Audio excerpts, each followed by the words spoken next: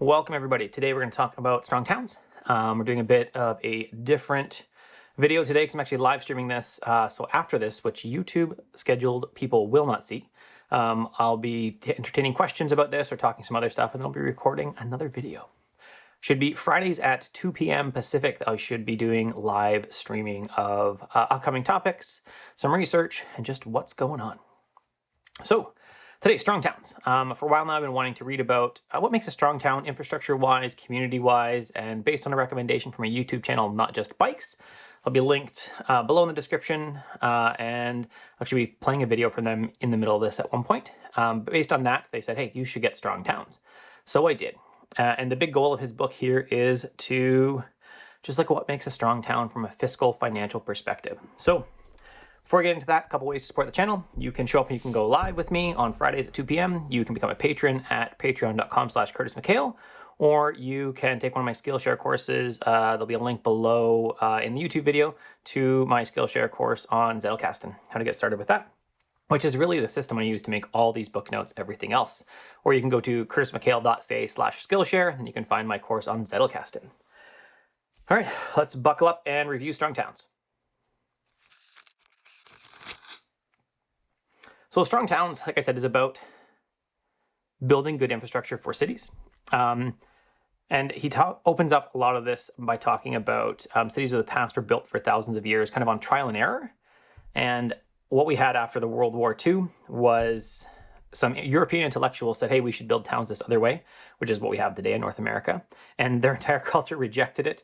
And we look in North America, often look at cities and say, boy, I wish our cities were more like these European cities, but we just don't have it right now because we went with this boundless optimism. And there was so much prosperity at the beginning after World War II that we could literally just keep moving in any direction and we would see benefits.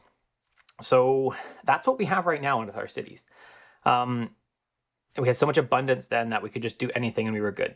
This abundance masked the terrible design of the cities, though, and when faced with the major problems like traffic congestion, we just said, hey, let's just build more. We didn't say, hey, this is actually a problem with our city design.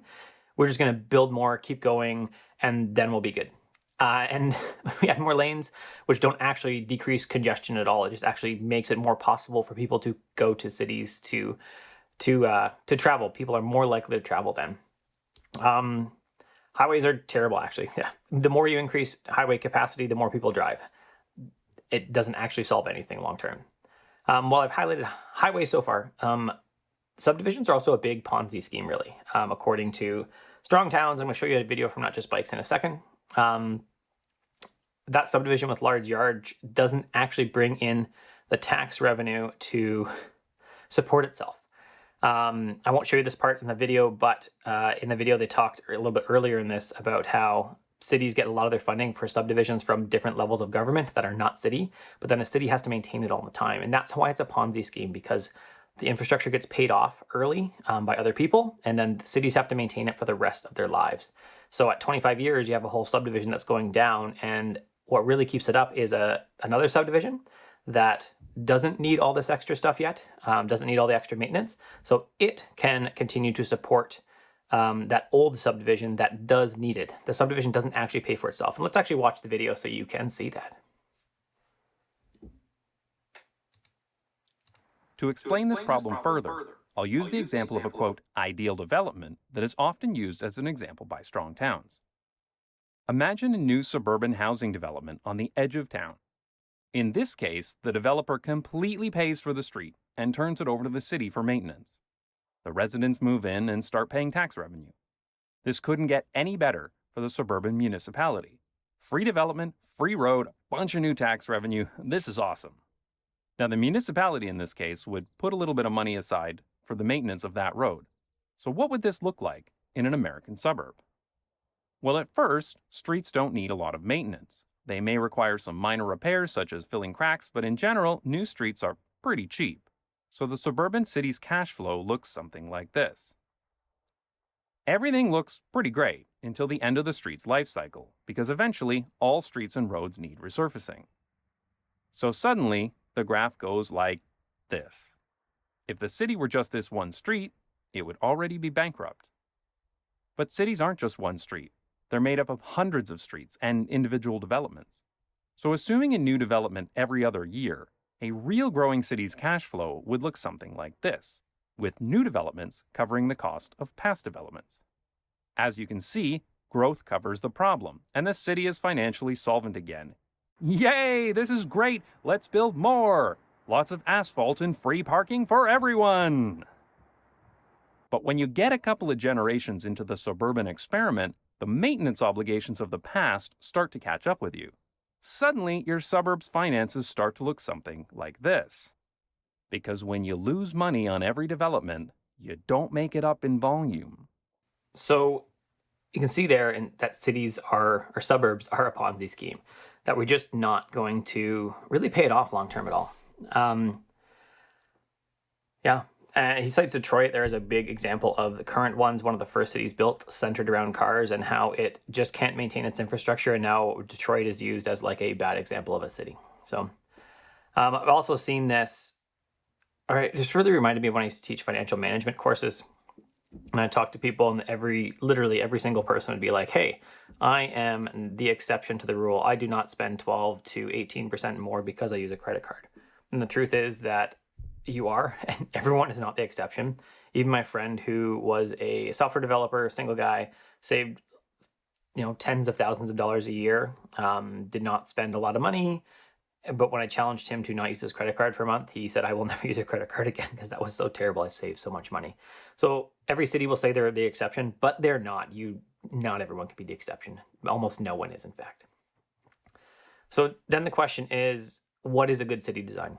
Marohn takes a look at a lot of older cities to see how we should be building our cities now. Citing street vendors in Pompeii, you can see all the streets or all the houses faced forward.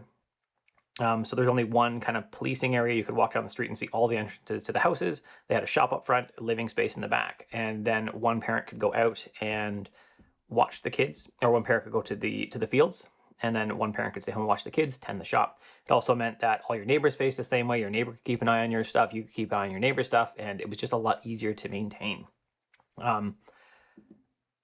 Now, we experience a little bit of this with co-working, although our work hasn't caught up to it, right? So I've worked at home for 12 years. Nothing's really changed for me in COVID. But my wife has started to work at home more often now, and like either of us can take care of our 4-year-old. But a lot of works haven't caught up to that, where they still expect, and I've seen, nannyware, I would call it spyware, bossware on your computer, where it's like literally checking your camera regularly to make sure that you are focusing on only that task. This, despite, as I've learned in another reading, that worker productivity has continued to increase while their wages have not. So we've been doing more and more and more for our jobs and getting less and less in return for that productivity we have. So in contrast, we see like that shop owner in Pompeii worked for themselves. They're only responsible to themselves. If they took an afternoon off, that was kind of up to them. It also means really at a home level, we need to stop letting kids do nothing, do almost nothing. And Why We Can't Sleep by, I believe it was Ada Calhoun. There'll be a link above to that, or a link below in the actual YouTube video for this. We were presented with the idea that kids aren't responsible for major chores like they have been in the past, which pushes all the household maintenance onto parents. Instead of kids having to do some stuff, parents do everything. which is just not tenable. Like realistically, you got 5 people in the house doing something. You should require my 4-year-old to unpack the silverware at least. To add to this, a lot of stay-at-home moms specifically tag along everywhere with kids as their supervisors or servants. We saw that in Selfish Reasons to Have Kids on page 3. Instead of the community that would help watch kids, we have a community that calls Child Protective Services to say, hey, your kid is not okay. I was actually thinking about this today on my bike ride with my wife, that if you can afford your own space and have your kid playing in your backyard, then it's okay to let your kid out into your own backyard.